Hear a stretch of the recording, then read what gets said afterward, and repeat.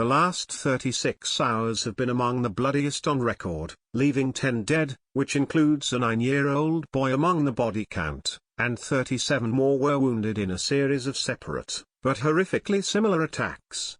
As people in this area are trying to come to grips with the onslaught of ambushes, they await authorities and President Donald Trump, who could be addressing the nation at any time about this bloodbath and what to expect over the coming weeks after these intentional acts.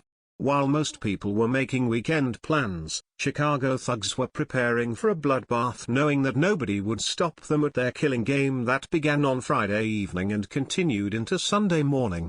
Officials in Chicago have overlooked the problems in their city for too long, and it's been at the cost of countless lives. As Barack Obama's former hometown, he didn't seem to want to address it either, and the rising murder rate is also a big part of his legacy, having made excuses for criminals and empowered Black Lives Matter. Now that there is a real leader in charge, President Donald Trump isn't letting murderous thugs get away with this killing spree at a rate of 1 fatality every hour and 45 minutes in the Windy City, according to stats provided by HeyJackass.com.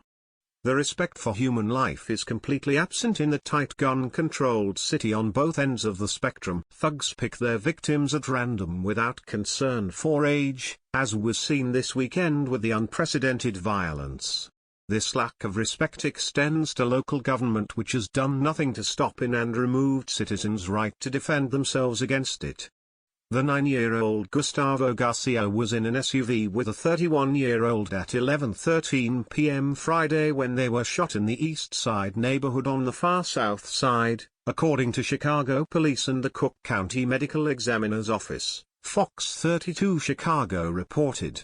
They were traveling west in the 3500 block of East 97th Street when someone fired shots from a gray car that pulled up next to them. The boy was taken to Cummer Children's Hospital, where he died, police said.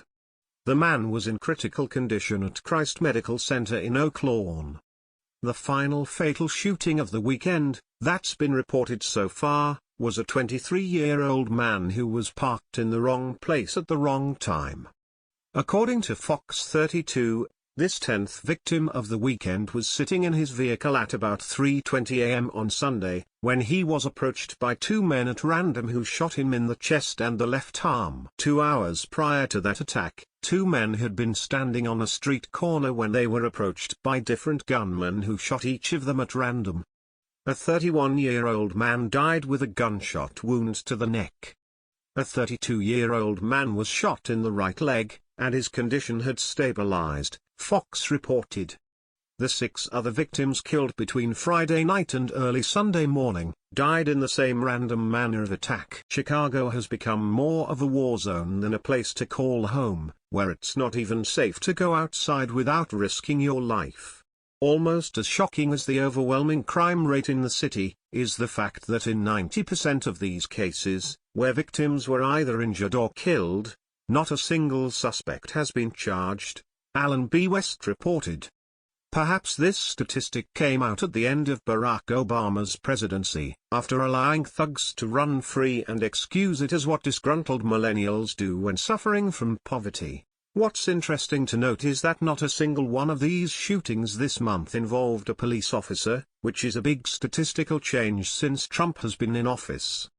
Now, things could be getting a lot worse for these thugs and better for the city suffering under their wrath, since our president has vowed to combat the gangster and thug issue that runs rampant in inner cities across the country. He's one of the first to take a bold stance against it, proving he's not afraid of these criminals, and it's only a matter of time before he publicly addresses this issue again after his executive orders on the matter and sending ATF, alcohol, tobacco, and firearms agents in to help. Among his pile of important executive orders to get the country back on track, were 3 crucial ones targeting gangs, drugs, and crimes against cops. According to CNBC, the executive orders will focus on gang members, drug dealers, drug cartels and crimes against law enforcement officers, Bustle reported.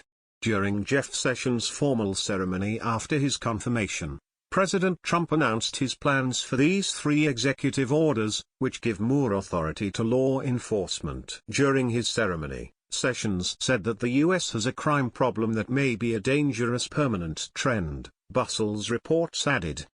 In an effort to remedy this, Trump's latest executive orders will specifically target what he views as the leading causes of crime: gang members, drug cartels and dealers, and those who commit crimes against cops. If anyone is doing more for the black community and proving Black Lives Matter than Barack Obama, it's his successor, President Trump. 88% of the victims in Chicago are black and were all ignored while Obama was in office, pushing and supporting the Black Lives Matter movement. Trump will single-handedly save countless black lives by cracking down on these thugs who kill other people, many of whom are random and just in the wrong place at the wrong time in the war zone.